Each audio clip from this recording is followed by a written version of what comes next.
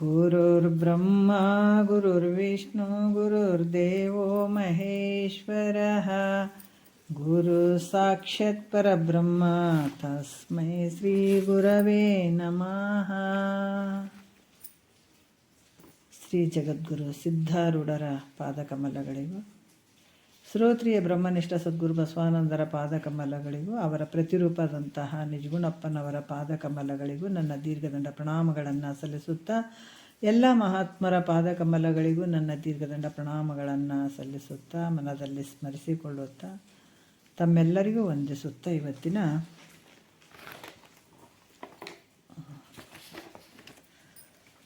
ಇವಾಗ ಪರಮಾನುಭವದೇ ನಡೆದಂಥದ್ದು. ಇಲ್ಲಿ ಬೃಹದಾರಣ್ಯಕ ಉಪನಿಷತ್ತಿನಿಂದ ಆಯ್ದಂಥ ಯಾಜ್ಞವಲ್ಕ್ಯ ಮತ್ತು ಮೈತ್ರೇಯದೇವಿಯವರ ಸಂವಾದ ರೂಪವಾದಂಥದ್ದು ಪರಮಾನುಭವದೇ. ಇಲ್ಲಿ ನಿಜಗೊಂಡ್ರು ಭಾಳ ವಿಶೇಷವಾಗಿ ನಮ್ಗೆ ಹೇಳ್ತಾ ಇದ್ದಾರೆ. ಈ ಮೂರನೆಯ ಸಂಧಿ ನಡೆದಂಥದ್ದು. ಮೂರನೆಯ ಸಂಧಿ ಒಳಗೆ ಇವತ್ತಿನ ಆಧಾರದ ಸೂತ್ರ 9ನೆಯ ಸೂತ್ರದಲ್ಲಿ ಇಲ್ಲಿ 7ನೆಯ ಒಂದು ವಿಚಾರವನ್ನು ನಾವು ನೋಡಬೇಕಾಗ್ತದೆ. 7ನೆಯ ನುಡಿಯಲ್ಲಿ 9ನೆಯ ಸೂತ್ರದಲ್ಲಿ ಏನು ಹೇಳಿದ್ದಾರೆ ಅಂತಂದ್ರೆ, ಗಗನದಂತಿರೆ ನಿರವಯ ನೆನೆಸುವ ಆತ್ಮನಿಗೆ ಬಂದ ಮೋಕ್ಷದ ವಿಧಿ ಉಂಟೆ ಅನ್ನುವಂಥದ್ದನ್ನು ಹೇಳ್ತಾ ಇದ್ದಾರೆ. ಯಾಕಂದ್ರೆ ಆತ್ಮ ಹೆಂಗೆ ಇದ್ದಾನ, ಈ ಸಾವಯಾತ್ಮಕಗಳಾದಂಥ ಘಟಾದಿ ವಸ್ತುಗಳಿಗೆ ಬಂದ ಅಂತ ಹೇಳ್ಬೋದು, ಅಥವಾ ಮೋಕ್ಷ ಆಗಲಿ ಹೇಳ್ಬೋದು. ಆದ್ರೆ ಆಕಾಶ ಹೆಂಗೆ ನಿರಾವಯದಿಂದ ಕೂಡಿದೆ, ಅದೇ ಪ್ರಕಾರವಾಗಿ ನಿರಾಕಾರವಾಗಿರುವಂಥದ್ದು, ನಿರಾವಯದಿಂದ ಕೂಡಿದಂಥ ಪೂರ್ಣದನ್ನಾದಂಥ ನಿನಗೆ ಪರಬ್ರಹ್ಮ ಸ್ವರೂಪಕ್ಕೆ ಬಂದ ಮೋಕ್ಷಗಳು ಇಲ್ಲ ಅನ್ನುವಂಥದ್ದನ್ನು ಈ ಸೂತ್ರದಲ್ಲಿ ಹೇಳ್ತಾ ಇದ್ದಾರೆ. ಇಲ್ಲಿ ಹಿಂದೆ ಕೂಡ ಹಲವಾರು ವಿಚಾರಗಳನ್ನು ಹೇಳಿದ್ರೆ, ಯಾಕಂದರೆ 6ನೇ ನುಡಿಯಲ್ಲಿ ಕೂಡ ಹೇಳ್ತಾರೆ ಅವರು, 6 ನಿನ್ನೆಯ ಕಾಲ್ಗೆ ಕಾರಣ ಮುಳಿದು ಅವಿಚಾರದಿಂದವೇ ಸಂಕಲೆಯ ನಿಕ್ಕಿ ಭೂರಿ ದುಃಖವನ್ನು ಉಣಿಸುವವರು ಅರಿದು ತಿಳಿ ಮಿಥ್ಯಾರೈ ನೀನು ಅದ್ವಯನಹುದಾಗಿ ಅಂತ ಹೇಳ್ತಾರೆ. ಏನಂತ ಹೇಳ್ತಾರೆ ಅಂತಂದರೆ, ಯಾರು ವಿಚಾರ ಮಾಡಿ ನೋಡಿದಾಗ ಅಖಂಡೈಕ ರಸವಾದಂತಹ ನಿನ್ನನ್ನು ಯಾರು ಬಂಧನವನ್ನು ಮಾಡ್ತಾರೆ ಹೇಳೋ. ಯಾಕಂದ್ರೆ ಪರಿಪೂರ್ಣವಾಗಿರುವಂಥವನ್ನೇನು ಸ್ವಲ್ಪ ಇದ್ರೆ ನಾವು ಅದನ್ನು ಏನಂತಂದ್ರೆ ಬಂಧಿಸ್ಲಿಕ್ಕೆ ಬರ್ತದಂತ ಹೇಳ್ಬೋದು. ಆದರೆ ಅಖಂಡವಾಗಿರುವಂಥದ್ದು, ಪರಿಪೂರ್ಣವಾಗಿರುವಂಥದ್ದು, ಅದಕ್ಕೆ ಯಾರಾದರೂ ಬಂಧಿಸಿದಾರೇನೋ ಅಂದರೆ ಯಾರೂ ಬಂಧಿಸಿಲ್ಲ. ಯಾಕಂದರೆ ಬಂಧಕ್ಕೆ ಕಾರಣವಾದದ್ದು ಏನಾದರೂ ಒಂದು ಅಪರಾಧ ಇರಲೇಬೇಕಾಗ್ತದೆ. ಈಗ ಬಂಧಿಸ್ಬೇಕಾದ್ರೆ ಏನಾದರೂ ಒಂದು ಅಪರಾಧ ಇದ್ದಾಗ ಮಾತ್ರ ಬಂಧಿಸೋಕ್ಕಾಗ್ತದೆ. ಆದರೆ ನೀನು ಹೆಂಗಿದೆ, ನಿನ್ನಲ್ಲಿ ಯಾವ ಅಪರಾಧ ಕೂಡ ಅಲ್ಲಿ ಇಲ್ಲ. ಮತ್ತು ನಿನಗೇನಾದ್ರೂ ಅವಯವಗಳದಾವೇನೋ ಅಂತಂದ್ರೆ ಅದು ಇಲ್ಲ. ಯಾಕಂತಂದ್ರೆ ಈ ರೀತಿಯಾಗಿ ಇಲ್ಲಿ ಕೂಡ ಹಲವಾರು ವಿಚಾರಗಳನ್ನು ಹೇಳ್ತಾರೆ. ಇಲ್ಲಿ ಯಾಕಂದ್ರೆ ಅಂದಮೇಲೆ ಬೇಡಿಕೆಗಳು, ಯಾಕಂತಂದರೆ ಇಲ್ಲಿ ಯಾವುದೇ ಇಲ್ಲ ನಿನಗೆ. ನೀ ಮಾಡುವಂಥ ಅಪರಾಧಗಳು ಅಂತಾರೆ ಏನು, ಪರಿಶುದ್ಧವಾಗಿರುವಂಥವು ನೀನು, ಯಾವ ಒಂದು ಅವಯವಗಳಿಂದ ಕೂಡದೇ ಇರುವಂಥವನು ನೀನು. ಹೀಗಾಗಿ ಬಹಳಷ್ಟು ವಿಚಾರ ಮಾಡಿ ನೋಡಿದಾಗ ನಿನಗೆ ಯಾವ ಒಂದು ಬಂಧನ ಕೂಡ ಇಲ್ಲ ಅನ್ನುವಂಥ ವಿಚಾರವನ್ನು ಹೇಳ್ತಾರೆ. ಇಲ್ಲಿ ಯಾವುದೊಂದು ಅಪರಾಧವಿಲ್ಲ ಅಂತಂದ ಮೇಲೆ ನಿನ್ನ ಕಾಲುಗಳಿಗೆ ಈ ಯಾರು ಬೇಡಿಯನ್ನು ಹಾಕ್ತಾರೆ ಹೇಳ್ರಿ. ಅಪರಾಧ ಮಾಡಿದಾಗ ಬೇಡಿ ಹಾಕ್ತಾರೆ, ಕೈ ಕಟ್ತಾರೆ, ಬಂಧಿಸ್ತಾರೆ. ಅಪರಾಧನೇ ಮಾಡಿಲ್ಲ ಅಂತಂದ್ರೆ ನಿನಗೆ ಯಾರು ಬಂಧಿಸ್ತಾರೆ, ನೀ ಪರಿಪೂರ್ಣವಾಗಿರುವಂಥವನು ಅನ್ನುವಂಥ ವಿಚಾರವನ್ನು ಹೇಳ್ತಾರೆ. 7ನೇ ನುಡಿಯಲ್ಲಿ ಹೇಳ್ತಾರೆ. ಯಾಕಂದರೆ ವಿಚಾರ ಮಾಡಿದ್ರೆ ನಿನ್ನಲ್ಲಿ ಬಂಧ ಇಲ್ಲ ಅಂದಮೇಲೆ ಮೋಕ್ಷ ಕೂಡ ಇಲ್ಲ. ಬಂಧ ಇಲ್ಲ ಅಂತಂದಮೇಲೆ ಮೋಕ್ಷ ಕೂಡ ಇರೋಂಗಿಲ್ಲ. ಯಾಕಂತಂದ್ರೆ ಇದಕ್ಕೆ ಸಂಬಂಧ ಉಳ್ಳಂಥವನು ಮೋಕ್ಷವನ್ನು ಪಡಿಬೇಕನ್ನುವಂಥ ಇಚ್ಛೆ ಕೂಡ ಯಾಕೆ ತೋರ್ತದಂತ ಕೇಳಿದರೂ ಕೂಡ ಅದು ಭ್ರಾಂತಿ ಮೂಲಕ ತೋರ್ತದೆ ಅನ್ನುವಂಥದ್ದನ್ನು ಈ 7ನೇ ನುಡಿಯಲ್ಲಿ ಹೇಳ್ತಾರೆ. ಯಾಕಂದ್ರೆ ಬಂಧನೇ ಇಲ್ಲ ಅಂತಂದಮೇಲೆ ಮತ್ತು ಮೋಕ್ಷ ಪಡೆಯುವಂಥ ಒಂದು ಭಾವ ಇಚ್ಛೆ ಯಾಕೆ ತೋರ್ತದ ಅಂತಂದ್ರೆ ಕೂಡ ಇದೆಲ್ಲ ಭ್ರಮೆಯಿಂದ ನಡೆದಂಥದ್ದು ಅಂತ ಹೇಳ್ತಾರೆ. 7ನೇ ನುಡಿಯಲ್ಲಿ ಹೇಳ್ತಾರೆ ನೋಡ್ರಿ. ಪುಸಿಯಾಗಿ ಭವ ಬಂದವದು ಮೋಕ್ಷವೆಂಬುದು ಪುಸಿ ನಿನಗಿದು ನಿನ್ನ ಭ್ರಮೆಯಿಂದೆ ಪಸರ ವಿಟ್ಟೆಸೆವುದು ನಿಜದಂತೆ ನಾಡೆ ಭಾವಿಸಲು ಇದೆಲ್ಲವೂ ಮಿಥ್ಯೆ ಎನಿಪುದು ಅಂತ ಹೇಳ್ತಾರೆ. ಯಾಕಂದರೆ ಭವಬಂಧವದು ಅಂದ್ರೆ ಜನನ ಮರಣ ರೂಪ ಆದಂಥ ಬಂಧ. ಈಗ ನಮಗೆ ನಾವೆಲ್ಲ ಬಂಧನದಿಂದ ನಾವು ಪಾರಾಗಿವೇನಂತಂದ್ರೆ ಬಂಧ ನಮಗೆ ನಾವೇ ಮಾಡ್ಕೊಂಡು ಕುಂತಂಥದ್ದು ಇದು ಕಣ್ಣಿಗೆ ಕಾಣದೇ ಇರುವಂಥ ಬಂಧ. ಇದು ಯಾರಾದರೂ ಕಟ್ಟಿ, ಯಾಕಂದ್ರೆ ಸ್ಥೂಲವಾಗಿ ಒಂದು ಹಸುವಿಗೆ ಅದಕ್ಕೆ ನಾವು ಹಗ್ಗವನ್ನು ಕಟ್ಟಿದಾಗ ಬಂಧಿಸಿದಾರ ಅಂತ ಹೇಳ್ಬೋದು. ಆದರೆ ಈ ಬಂಧ ನಮಗಾದಂಥ ಬಂಧ ನಮ್ಮ ಕಣ್ಣಿಗೆ ಕಾಣದೇ ಇರುವಂಥ ಬಂಧ ಇದು. ಅದಕ್ಕೆ ಇಲ್ಲಿ ಕೂಡ ಹೇಳ್ತಾರೆ ಬಂಧವೇ ಸುಳ್ಳಾಗಿರುವಂಥದ್ದು. ಇಲ್ಲಿ ಬಂಧವೇ ಸುಳ್ಳಾಗ್ಯದ ಅಂತಂದ ಮೇಲೆ ಹೇಳ್ತಾರೆ ಪುಸಿಯಾಗಿ ಭವಬಂಧವದು ಮೋಕ್ಷ ಎಂಬುವುದು ಪುಸಿ ನಿನಗಿದು ನಿನ್ನ ಭ್ರಮೆಯಿಂದೆ ಅಂತ ಹೇಳ್ತಾರೆ. ಯಾಕಂದ್ರೆ ಸುಳ್ಳಾಗಿರುವಂಥ ಬಂಧನೇ ಸುಳ್ಳಾಗ್ಯದಂತಂದ ಮೇಲೆ ಮೋಕ್ಷ ಅನ್ನುವಂಥದ್ದು ಸತ್ಯ ಇರ್ತದೇನೋ, ಅದು ಕೂಡ ಸುಳ್ಳೇ. ಅದೇ ಹೇಗಂತಂದ್ರೆ ಬಂಧ ಮೋಕ್ಷ ಇವೆರಡು ಇಲ್ದಿದ್ರೆ ಇವು ಹೆಂಗೆ ತೋರ್ತಾವ ಅಂತಂದ್ರೆ, ಇವು ಬಂಧ ಮೋಕ್ಷ ಇಲ್ಲ ಇದ್ರೂ ಕೂಡ ತೋರ್ತಾವ ಅಂತಂದ್ರೆ ಅದು ಹೆಂಗೆ ತೋರ್ತಾವ ಅಂತಂದ್ರೆ ನಿನ್ನ ಭ್ರಾಂತಿಯ ಮೂಲಕ, ನಿನ್ನ ಭ್ರಮೆಯ ಮೂಲಕ ಇವು ಸತ್ಯ ಅನ್ನುವಂಗೆ ತೋರ್ತಾವೆ. ಹೆಂಗಿರ್ಬೋದು ನೋಡ್ರಿ, ಇದು ಮಾಯೆ ಅನ್ನುವಂಥದ್ದು, ಈ ಭ್ರಾಂತಿ ಅನ್ನುವಂಥದ್ದು, ಇದು ಅವಿದ್ಯೆ ಅನ್ನುವಂಥದ್ದು, ಇದು ಅಜ್ಞಾನ ಅನ್ನುವಂಥದ್ದು ನಿನ್ನನ್ನು ನೀನು ಮರೆತಂಥದ್ದೇ ಎಂಥ ಒಂದು ದುಃಖಕ್ಕೆ ಗುರಿ ಮಾಡ್ತದೆ ನೋಡ್ರಿ ಇದು ಭ್ರಾಂತಿ. ಅದಕ್ಕೆ ಇಷ್ಟೆಲ್ಲ ಒಂದು ಗ್ರಂಥಗಳು ಬಂದವು, ಮಹಾತ್ಮರು ಬಂದರು ಇದನ್ನು ಬಿಡಿಸೋಕ್ಕೆ. ಇದು ಸಾಮಾನ್ಯ ಅಲ್ಲ ಇದು. ಅದಕ್ಕೆ ಇಲ್ಲಿ ಹೇಳ್ತಾರ ನಿನಗೆ ಬಂಧ ಇಲ್ಲ ಮೋಕ್ಷ ಇಲ್ಲ ಆದರೂ ಕೂಡ ತೋರಕತ್ತೇವೆ, ಸತ್ಯ ಅನ್ನುವಂಗೆ ತೋರಕತ್ತೇವೆ. ಮತ್ತು ಇದನ್ನು ದಾಟ್ಬೇಕಾದ್ರೆ ಎಷ್ಟು ಕಷ್ಟ ನೋಡ್ರಿ. ಈಗೇನು ಹೌದನ್ನಂಗೆ ತೋರ್ತಾ ಇದ್ದಾವ, ಸತ್ಯ ಅನ್ನಂಗೆ ತೋರ್ತಾ ಇದ್ದಾವ. ಆದರೆ ಯಾವುದರಿಂದ? ನಿನ್ನ ಬುದ್ಧಿಗೆ ಭ್ರಮೆ ಆಗೋದ್ರಿಂದ. ಇವೆಲ್ಲ ಎಲ್ಲಿ ನಡೆದಾವ? ನಿನ್ನಲ್ಲೇ ನಡೆದಾವ ಇವು. ಇದು ಭ್ರಾಂತಿ ಎಲ್ಲಿ ನಡೆದದ? ನಿನ್ನಲ್ಲೇ ನಡೆದದ. ಅದಕ್ಕೆ ಈ ಭ್ರಮೆ ಮೂಲಕ ಸತ್ಯ ಅನ್ನುವಂಗೆ ತೋರ್ತಾವ, ಆದರೆ ವಿಚಾರ ಮಾಡಿದರೆ ಎರಡೂ ಮಿಥ್ಯೆ ಅದಾವ ನೋಡ್ರಿ. ಎಲ್ಲಿ ಫುಲ್ ಮೇಲ್ಮಟ್ಟಕ್ಕೆ ಬರುವಂಥ ವಿಚಾರ ಅದು, ಎರಡೂ ಸುಳ್ಳದಾವ. ಬಂಧನೂ ಸುಳ್ಳದ. ನೀ ಬರೀ ಅರಿವಿನ ಸ್ವರೂಪ, ಎಲ್ಲಿ ನೋಡ್ತೀವಿ ಬರೀ ಅರಿವು ನೋಡ್ರಿ. ನಿನ್ನ ಒಂದು ಯಾವ ರೀತಿ ಹೇಳ್ತಾರಂತಂದ್ರೆ ಇಲ್ಲಿ ಯಾವ ಬಂಧನೂ ಇಲ್ಲ ಮೋಕ್ಷನೂ ಇಲ್ಲ ನಿನಗೆ, ನಿನ್ನ ಭ್ರಾಂತಿಯಿಂದ ಬಂಧಿಸ್ದಂಗೆ ಆಗ್ಯದ. ಆದರೆ ವಿಚಾರ ಮಾಡಿ ನೋಡಿದ್ರೆ ಇವೆರಡೂ ಮಿಥ್ಯೆ ಅದಾವ ಅಂತ ಹೇಳ್ತಾರೆ ಅವರು. 8ನೇ ನುಡಿಯಲ್ಲಿ ಹೇಳ್ತಾರೆ ಬಂಧ ಮೋಕ್ಷಗಳೆರಡೂ ಸುಳ್ಳೆಂಬುದು ಸಿದ್ಧವಾದರೆ. ಕೆಲವು ಶಾಸ್ತ್ರಗಳು ನಿನಗೆ ಬಂದಿರ್ತದಂತ ಹೇಳ್ತಾರೆ, ಹೌದಲ್ಲ? ಕೆಲವು ಶಾಸ್ತ್ರಗಳು ಎರಡೂ ಸುಳ್ಳದಾವಂತ ನೀವು ಹೇಳಿದ ಮೇಲೆ ಕೆಲವು ಶಾಸ್ತ್ರಗಳು ಏನು ಹೇಳ್ತಾವೆ, ನಿನಗೆ ಬಂಧ ಅದ ಅಂತ ಹೇಳ್ತಾರೆ, ಬಂಧದ ಅಂತ ಹೇಳ್ತಾರೆ. ಕೆಲವು ಶಾಸ್ತ್ರಗಳು ನೀನು ಮುಕ್ತಿಯನ್ನು ಪಡಿಬೇಕು ಅಂತ ಹೇಳ್ತಾವೆ. ಮತ್ತು ಈ ಬಂಧ ಮೋಕ್ಷಗಳು ಯಾಕಂದ್ರೆ ಈ ಬಂಧ ಮೋಕ್ಷಗಳ ಶಾಸ್ತ್ರ ಏನಾದ ಹೇಳುವಂಥದ್ದು ಕೇಳುವಂಥದ್ದು ಪ್ರತಿಪಾದ್ಯಗಳಾಗಿರೋದ್ರಿಂದ ಇವು ಹೆಂಗೆ ಸುಳ್ಳಾಗ್ತಾವೆ ಹೇಳ್ರಿ? ಅದಕ್ಕೆ ಸುಳ್ಳು ಆಗಕ್ಕೆ ಸಾಧ್ಯ ಇಲ್ಲ ಅಂತ ನೀನು ಶಂಕೆ ಮಾಡಿದರೆ ಶಾಸ್ತ್ರಗಳಲ್ಲಿ ಹೇಳ್ತಾರ ಬಂಧದ ಅದು ಮೋಕ್ಷ ಮಾಡ್ಕೊಳ್ಬೇಕಪ್ಪ ನೀನು ಅಂತ ಇವೆರಡು ರೀತಿಯಿಂದ ಹೇಳ್ತಾರೆ. ಆದ್ರೆ ಈ ರೀತಿ ಶಂಕೆ ಮಾಡಿದ್ರೆ ಎರಡೂ ಸುಳ್ಳದವ ಅಂತ ಹೇಳ್ತಾರೆ ಅವರು. ಎರಡು ಬಂಧನೂ ಸುಳ್ಳದ, ಮೋಕ್ಷನೂ, ಇವೆರಡು ಮಿಥ್ಯೆ ಆಗಿರುವಂಥದ್ದು. ಇದು ನಿನ್ನಲ್ಲಿ ನಿನ್ನ ಸ್ವರೂಪದಲ್ಲಿ ಇವು ಯಾವುವು ಸತ್ಯ ಅಲ್ಲ ನೋಡ್ರಿ. ಎಷ್ಟು ಅದ್ಭುತವಾಗಿ ಹೇಳ್ತಾರೆ. 8ನೇ ನುಡಿಯಲ್ಲಿ ಅದಕ್ಕೆ ಹೇಳ್ತಾರೆ ನೋಡ್ರಿ. ಇದು ಕೇಳ್ತಾ ಕೇಳ್ತಾ ಕೇಳ್ತಾ ಈಗ ಮಹಾತ್ಮರು ಕೆಲವೊಂದೊಂದು ಕಡೆ ಹೇಳ್ತಾರಲ್ಲ, ನಶೆ ಹೆಂಗೆ ಕುಡಿದ ಮೇಲೆ ನಶೆ ಆಗ್ತದೆ, ಎಲ್ಲವನ್ನ ಮರಿತೀವಿ, ಆನಂದದಾಗಿರ್ತೀವಿ ಅಂತ ಕೆಲವರು ಭ್ರಮೆಯಿಂದ ಕುಡಿತಾರೆ, ಕೆಲವರು ನಾನಾ ರೀತಿಯಿಂದ ಕುಡಿತಾರೆ. ಇದು ಬ್ರಹ್ಮಜ್ಞಾನ ಅನ್ನುವಂಥದ್ದು ನೋಡ್ರಿ, ಇದು ಕುಡಿಯೋದೇ ನಶೆ ಇರುವಂಥದ್ದು. ಇದು ಮಹಾತ್ಮರು ಇದನ್ನು ಮಾಡ್ಕೊಂಡು ಬಿಟ್ರೆ ಅವರು. ಅದಕ್ಕೆ ಇಲ್ಲಿ ಕೂಡ ಹೇಳ್ತಾರೆ, 8ನೇ ನುಡಿಯಲ್ಲಿ ಹೇಳ್ತಾರೆ. ಯಾವ ರೀತಿ ಹೇಳ್ತಾರ ಅಂದ್ರೆ, ಅದರಿಂದೇ ಬಂಧ ಶಾಸ್ತ್ರದ ಮುಕ್ತಿ ಪೇಳುವ ಶಾಸ್ತ್ರದ ಗತಿ ದ್ವಯಮಿವು ತನ್ನೋಡು ಪದವಿಡಲರಿಯದೆಂಬುದನ್ನು ಅರಿದಾತನೇ ಪದುಳದಿಂದವೇ ತನ್ನ ತಾನರಿದಾತ ಅಂತ ಹೇಳ್ತಾರೆ. ಏನು ಹೇಳ್ತಾರೆ? ಅದರಿಂದೇ ಬಂಧ ಶಾಸ್ತ್ರದ ಮುಕ್ತಿ ಪೇಳುವ ಶಾಸ್ತ್ರದ ಗತಿದ್ವಯಮಿವು ತನ್ನೋಳು ಪದವಿಡಲರಿಯದೆಂಬುದನ್ನು ಅರಿದಾತನೇ ಪದುಳದಿಂದವೇ ತನ್ನ ತಾನರಿದಾತ ಅಂತ ಹೇಳ್ತಾರೆ ಅವರು. ಅದರಿಂದ ಅಂದ್ರೆ ಬಂಧ ಮೋಕ್ಷಗಳೆರಡು ಸುಳ್ಳಾದ್ದರಿಂದ.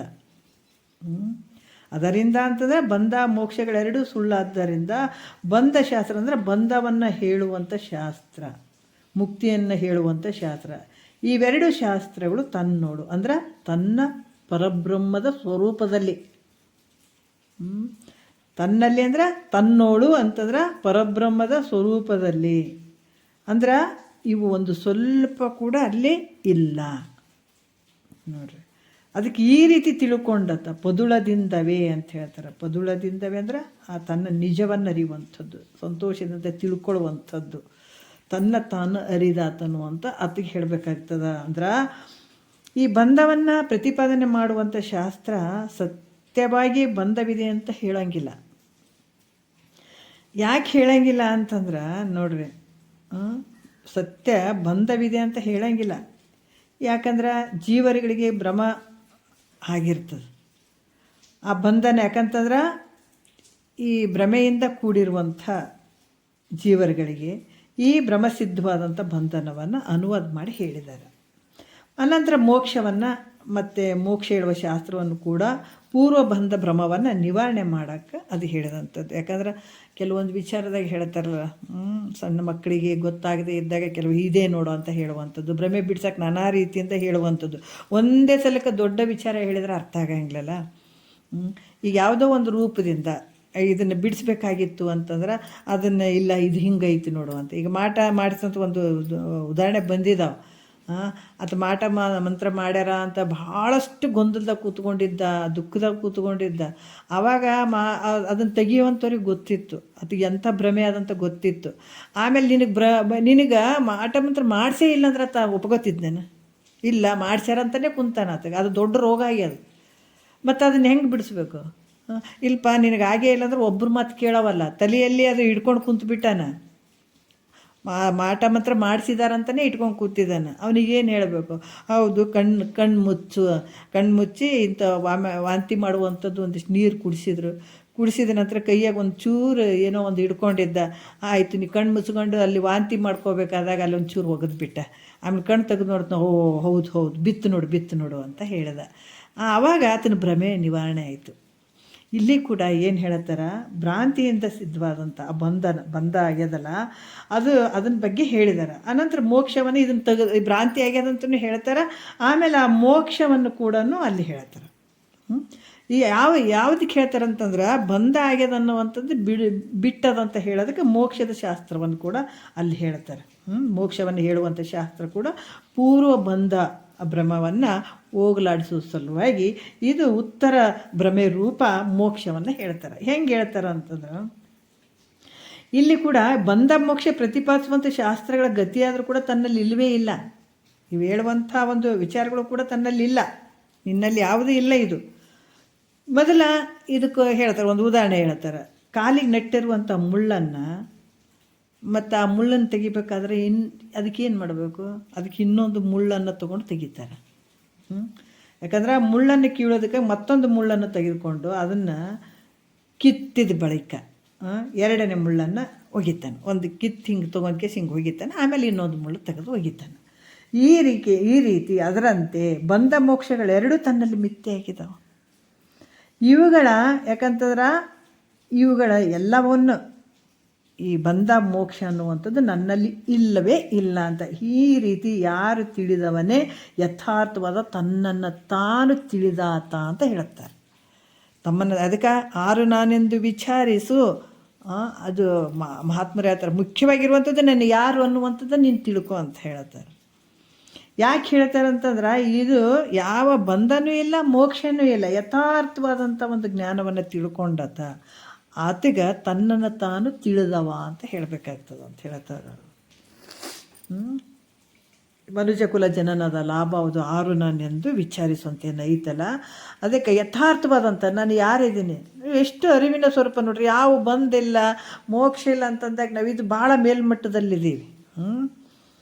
ಅಲ್ಲಿ ಕೂಡ ಇಲ್ಲಿ ಹಂತವಾಗಿ ಹೇಳ್ತಾ ಬಂದು ಇವಾಗ ಇದೆಲ್ಲ ಸುಳ್ಳದ ನಿನ್ನಲ್ಲಿ ಅನ್ನುವಂಥ ಈ ವಿಚಾರವನ್ನು ತಿಳ್ಕೊಂಡಾತ ಯಥಾರ್ಥವಾದಂಥವನ್ ತನ್ನನ್ನು ತಾನು ಅರಿದಾತ ಅಂತ ಕೂಡ ಹೇಳ್ತಾರೆ. 9ನೇ ನುಡಿಯಲ್ಲಿ ಹೇಳ್ತಾರೆ. ಬಂಧ ಮೋಕ್ಷಗಳು, ಈ ಬಂಧ ಮೋಕ್ಷಗಳನ್ನು ಪ್ರತಿಪಾದಿಸುವ ಶಾಸ್ತ್ರಗಳು ಸುಳ್ಳು ಅಂತ ಹೇಳಿದ ಮೇಲೆ ಮತ್ತು ಅವುಗಳ ಸಂಬಂಧವಾದಂಥ ವ್ಯವಹಾರ ತನ್ನಲ್ಲಿ ತೋರಬಾರ್ದಾಗಿತ್ತಲ್ಲ. ನೋಡ್ರಿ, ಯಾಕಂದರೆ ಬಂಧ ಮೋಕ್ಷಗಳು, ಈ ಬಂಧ ಮೋಕ್ಷಗಳನ್ನು ಹೇಳುವಂಥ ಶಾಸ್ತ್ರಗಳು ಸುಳ್ಳು ಅಂತ ಹೇಳಿದ ಮೇಲೆ ಅವುಗಳ ಸಂಬಂಧವಾದಂಥ ತನ್ನಲ್ಲಿ, ಯಾಕಂದರೆ ಈ ವ್ಯವಹಾರ ತೋರಬಾರ್ದಾಗಿತ್ತು. ನಾನು ಅಜ್ಞಾನಿ ಅದೀನಿ, ನಾನು ಬದ್ಧನದೀನಿ, ನಾನು ಮುಕ್ತನದೀನಿ ಅಂತ ವ್ಯವಹಾರ ಯಾಕೆ ತೋರ್ತದ ನಮ್ಮಲ್ಲಿ ಅಂದಮೇಲೆ ಇದು ಹೆಂಗೆ ಸುಳ್ಳಾಗ್ತದ? ನಮ್ಮಲ್ಲಿ ತೋರಕತ್ತೇವಲ್ಲ, ನಾನು ಅಜ್ಞಾನಿ ಅದೀನಿ ಅಂತ ಹೇಳ್ತೀನಿ, ನಾನು ಮುಕ್ತನಾಗ್ನಂತ, ಇದೆಲ್ಲ ವ್ಯವಹಾರ ನಮ್ಮ ಹತ್ರ ತೋರಕತ್ತದ, ಮತ್ತು ಸುಳ್ಳದಂತ ಅಲ್ಲಿ ಹೇಳಕತ್ತಾರ, ಮತ್ತು ಇದು ನನ್ನ ಹತ್ರ ತೋರಕತ್ತದ. ಹಂಗಂದ್ರೆ ಇದು ಹೆಂಗೆ ಸುಳ್ಳಾಗ್ತದ ಅಂತ ಹಿಂಗೆ ಶಂಕೆ ಮಾಡಿದರೆ ಅದಕ್ಕೆ ಉತ್ತರ ಹೇಳ್ತಾರೆ. ಭಾಳ ಅದ್ಭುತವಾಗಿ ಹೇಳ್ತಾರೆ. 9ನೇ ನುಡಿಯಲ್ಲಿ ಹೇಳ್ತಾರೆ. ಏನು ಹೇಳ್ತಾರೆ? ಪುಸಿ ಕನಸಿನ ಬಂದವದು ಪುಸಿ ಮೋಕ್ಷವು ಪುಸಿಯಾದ ಕಲ್ಪಿತ ಜೀವಂಗೆ ಪೆಸರಿಡಲ್ಲ ಆವ ತೆರೆ ನಾದೊಡೇನದು ಪುಸಿ ನಿಜಾತ್ಮನೇ ನಿತ್ಯ ಮುಕ್ತನು ಅಂತ ಹೇಳ್ತಾರೆ. ಏನು ಹೇಳ್ತಾರೆ? ಸುಳ್ಳಾದರೂ ಕೂಡ, ಯಾಕಂದ್ರೆ ಈ ಸ್ವಪ್ನದಂತೆ ಎಲ್ಲ ವ್ಯವಹಾರ ಇಲ್ಲಿ ನಡೆದಂಗೆ ಆಗ್ತದೆ. ಅದ್ರ ಸತ್ಯ ಏನು ಅಂದರೆ ಸುಳ್ಳಾಗಿರುವಂಥದ್ದು. ಇದಕ್ಕೊಂದು ಉದಾಹರಣೆ ಹೇಳ್ತಾರೆ. ಏನು ಹೇಳ್ತಾರೆ ನೋಡ್ರಿ, ಯಾಕಂದ್ರೆ ಕನಸಿನ ಪ್ರಪಂಚ, ಅದಕ್ಕೆ ಭಗವಂತ ಒಂದು ಗ್ರಂಥವನ್ನು ಈಗ ಮಕ್ಕಳಿಗೆ ಸ್ಕೂಲ್ನಲ್ಲಿ ನಾವು ಸ್ಕೂಲಿಗೆ ಕಳಿಸ್ತೀವಿ. ಈಗ ಅವ್ರಿಗೇನಂತಂದ್ರೆ ಗ್ರಂಥ ರೂಪದಾಗೆ, ಈ ಥೇರಿ ರೂಪದಾಗ ಗ್ರಂಥಗಳೆಲ್ಲ ಅದಾವ, ಎಲ್ಲಿ ಅಲ್ಲಿ ಪುಸ್ತಕಗಳು ಇರ್ತಾವೆ, ಮತ್ತು ಮಾಸ್ಟ್ರ್ ಹೇಳಕ್ಕಿರ್ತಾರೆ, ಮತ್ತು ಪ್ರಾಕ್ಟಿಕಲ್ನಾಗಿನೂ ತಿಳಿಸ್ತಾರೆ. ಯಾಕಂದ್ರೆ ಆ ಮಗುವಿಗೆ ಪಕ್ಕ ತಿಳಿಬೇಕಂದ್ರೆ ಪ್ರಾಕ್ಟಿಕಲ್ ಇರಲಿ ಅಂತ ತಿಳಿಸ್ತಾರೆ. ಅದನ್ನೇ ಪ್ರಾಕ್ಟಿಕಲ್ಲಾಗಿ ತಿಳಿಸಿದ್ರೆ ಆ ಮಗುವಿಗೆ ಚೆನ್ನಾಗಿ ಗೊತ್ತಾಗ್ತದಂತ. ಅದಕ್ಕೆ ಇಲ್ಲಿ ಕೂಡ ನಮಗೆ ಈ ಜಾಗ್ರ, ಸ್ವಪ್ನ, ಸುಸುಪ್ತಿ, ಜಗತ್ತು ನಾವು ಇದರಲ್ಲಿ ಭಾಳ ಪ್ರಾಕ್ಟಿಕಲ್ಲಾಗಿ ನೋಡ್ಬೋದು. ಈ ಭಗವಂತ ನೋಡ್ರಿ, ಪರಬ್ರಹ್ಮ ಸ್ವರೂಪವನ್ನು ನಾವು ಅನುಭವಿಸ್ಬೇಕಾದ್ರೆ ನಿದ್ರೆ ದೃಷ್ಟ ಅಂತ ಭಾಳ ಚೆಂದ ಕೊಡ್ತಾರೆ ಅವರು. ಶಾಂಪಲ್ ಅದು ನಿದ್ರೆ ಅನ್ನುವಂಥದ್ದು ಬ್ರಹ್ಮನ ಆನಂದವನ್ನು ಅನುಭವಿಸ್ಬೇಕಾದಂಥದ್ದು. ಅದು ಅಜ್ಞಾನದ ನಿದ್ರೆ ಇರ್ತದೆ ಅಂದರೂ ಕೂಡ ಅದು ಆನಂದದ ನಿದ್ರೆನೇ, ಅದು ಅಲ್ಲಿ ಅಜ್ಞಾನ ಇರ್ತದೆ. ಹಾಗಾಗಿಬಿಟ್ಟು ಅದು ಸುಮ್ಮನೆ ಶಾಂಪಲ್ ಅದು. ಈ ಜಗತ್ತಿನಲ್ಲಿ ತೋರ್ತಾ ಇರುವಂಥದ್ದು ನೋಡ್ರಿ, ಈ ಕನಸು ಅನ್ನುವಂಥದ್ದು, ಯಾಕಂದ್ರೆ ನೀನು ಕನಸನ್ನು ಕಾಣುವಂಥವು ನೀನು ಸತ್ಯ ಇದೆ, ಆದರೆ ಕನಸಿನಲ್ಲಿ ನಡೆದಂಥದ್ದು ಎಲ್ಲ ವ್ಯವಹಾರ ಸತ್ಯ ಅದೇನೋ ಅದು ಮಿಥ್ಯ ಅದ. ಆ ರೀತಿಯಾಗಿ ತೋರಿಸುವಂಥದ್ದು ಕೂಡ ಇಲ್ಲಿ ಕೂಡ ಒಂದು ದೃಷ್ಟಾಂತ ಹೇಳ್ತಾರೆ. ಏನಂದ್ರೆ, ಒಬ್ಬ ಮನುಷ್ಯನಿಗೆ ಅಲ್ಲಿ ಕನಸು ಬಿತ್ತು, ಅದರಲ್ಲಿ ಅವನು ರಾಜನಾಗಿ ರಾಜ್ಯ ಆಳ್ತಾ ಇದ್ದ. ಒಬ್ಬ ವ್ಯಕ್ತಿಗೆ, ಒಬ್ಬ ಸಾಮಾನ್ಯ ವ್ಯಕ್ತಿಗೆ ಕನಸು ಬಿತ್ತು. ಆ ಕನಸಿನಲ್ಲಿ ಆತ ಏನು ಮಾಡಿದ? ರಾಜನಾಗಿದ್ದ, ರಾಜ್ಯ ಆಳ್ತಾ ಇದ್ದ. ಈ ಬೇರೆ ದೇಶದಿಂದ, ಬೇರೆ ರಾಜ್ಯದಿಂದ ಬಂದು ಆ ರಾಜನನ್ನು ಏನು ಮಾಡಿದ್ರು? ಬಂಧಿಸಿದ್ರು. ಸ್ವಲ್ಪ ಹೊತ್ತು ಆದಮೇಲೆ ಈತನ ಸೈನಿಕರೆಲ್ಲ ಬಂದರು, ಅವರಿಗೆ ಇವರಿಗೆ ಯುದ್ಧ ಆಯಿತು. ಆವಾಗ ವೈರಿಗಳನ್ನು ಸೋಲಿಸಿದ್ರು, ರಾಜನನ್ನು ಬಿಡುಗಡೆ ಮಾಡಿದರು. ಈಗ ರಾಜ ಏನು ಮಾಡ್ದ? ಬಂಧನದಿಂದ ಆತ ಮೋಕ್ಷವನ್ನು ಹೊಂದಿದ, ಹೌದಿಲ್ಲ? ಹೊಂದಿದಾಗ ಆತ ಸುಖವಾಗಿ ಅಯ್ಯೋ ಬಿಡುಗಡೆ ಆಯಿತು ಅಂತ ತಿಳ್ಕೊಂಡ. ಅಷ್ಟರಲ್ಲಿ ಆತಗೆ ಎಚ್ಚರಾಗಿಬಿಡ್ತು. ಆಗ ಆತಗೇನಾಯಿತು? ಅವನಲ್ಲಿ ರಾಜನಾದದ್ದು ಹಾಗೂ ಬಂಧ ಮೋಕ್ಷ, ಬಂಧಿಸಿದ್ದು ಮತ್ತು ಬಿಡುಗಡೆಯಾದದ್ದು. ಅದಕ್ಕೆ ಬಂಧ ಮೋಕ್ಷಗಳೆರಡೂ ಆಗಿರುವಂಥದ್ದು ಸುಳ್ಳಾಗಿರುವುದು. ಹೌದಾ? ಎರಡೂ ಸುಳ್ಳಾದವು. ಅಲ್ಲಿ ಕನಸಿನಲ್ಲಿ ಎರಡೂ ತೋರಿದ್ವು, ಎರಡೂ ಸುಳ್ಳಾದವು. ಆದ್ರೆ ಆತ ನಿಜವಾಗಿ ಇರುವಂಥವನು ತಾನೊಬ್ಬ ಪುರುಷ, ಸಾಮಾನ್ಯ ಪುರುಷನಾಗಿರುವಂಥದ್ದು ನಿಜವಾಗಿ ತೋರಿತು. ಹೌದಾ? ರಾಜನಾದಂಗಾಯಿತು, ಬಂಧಿಸಲ್ಪಟ್ಟಂಗಾಯಿತು, ಮೋಕ್ಷ ಪಡೆದಂಗಾಯಿತು, ಎಚ್ಚರಿಕೆ ಆಯಿತು. ಎಚ್ಚರಿಕೆ ಸ್ಥಿತಿಯಲ್ಲಿ ನಾನು ಒಬ್ಬನೇ ಅನ್ನುವಂಥದ್ದಾಯಿತು. ಇರುವಂಥದ್ದು ಒಬ್ಬವನೇ, ಅದರಲ್ಲಿ ಆತನಲ್ಲಿ ತೋರಿರುವಂಥದ್ದು, ಅದರ ಸತ್ಯ ಏನು? ಮಿಥ್ಯೆಯಾಗಿರುವಂಥದ್ದು. ಈ ರೀತಿಯಾಗಿ ಅಜ್ಞಾನದಿಂದ ಈ ಸಂಸಾರ ರೂಪ ಸ್ವಪ್ನದಲ್ಲಿ, ಈ ಸಂಸಾರ ರೂಪ ಅನ್ನುವಂತಹ ಸ್ವಪ್ನದಲ್ಲಿ ಏನು ನಡೆದದ? ಇಲ್ಲಿ ಬಂಧ ಮೋಕ್ಷ ಅನ್ನುವಂಥದ್ದು ಇವೆರಡು ಮಿಥ್ಯೆ, ತೋರಿದಂಗೆ ಆಗಿದ್ದಾವ. ಆದರೆ ಸತ್ಯ ಅದಾವೇನು? ಮಿಥ್ಯೆ ಅದಾವ. ಅದೇ ರೀತಿ ಈ ಕಲ್ಪಿತ ಜೀವನದಲ್ಲಿ ಇವೇನದಾವ? ಸತ್ಯದಂಗೆ ತೋರಕತ್ತಾವ. ಇವು ಸತ್ಯ, ಯಾಕಂದರೆ ನಿಜ ಆತ್ಮನಾದಂಥ ತನ್ನಲ್ಲಿಲ್ಲ. ಯಾವ ರೀತಿ ನೋಡ್ರಿ, ಯಾಕಂದರೆ ಕನಸು ಕಾಣುವಂಥ ಆ ವ್ಯಕ್ತಿಯಲ್ಲಿ ಕನಸು ಖಂಡಿತ ಅಲ್ಲಿ ಬಂಧ ಮೋಕ್ಷ ಎರಡೂ ಸುಳ್ಳಾದವು, ಅವನು ಸತ್ಯ ಅಂತ ತಿಳ್ಕೊಂಡ. ಎಚ್ಚರಿಕೆ ಯಾವಾಗ ಆಯಿತು ಅಂದಾಗ ಆತನಲ್ಲಿ ಇವ್ಯಾವೂ ಇಲ್ಲ. ಅದೇ ರೀತಿ ಕೂಡ ಈ ಮಿಥ್ಯಾದ ಕಲ್ಪಿತ ಜೀವನದಲ್ಲಿ ಇವು ಸತ್ಯದಂಗೆ ತೋರಿದ್ರು ಕೂಡ ನಿಜ ಆತ್ಮನಾದ ತನ್ನಲ್ಲಿ ಇವು ಯಾವೂ ಇಲ್ಲ. ಅದಕ್ಕೆ ಜ್ಞಾನವಾದ ಬಳಿಕ ಏನಾಗ್ತಾನೆ, ನಿತ್ಯ ಮುಕ್ತನಾದಂಥದ್ದು.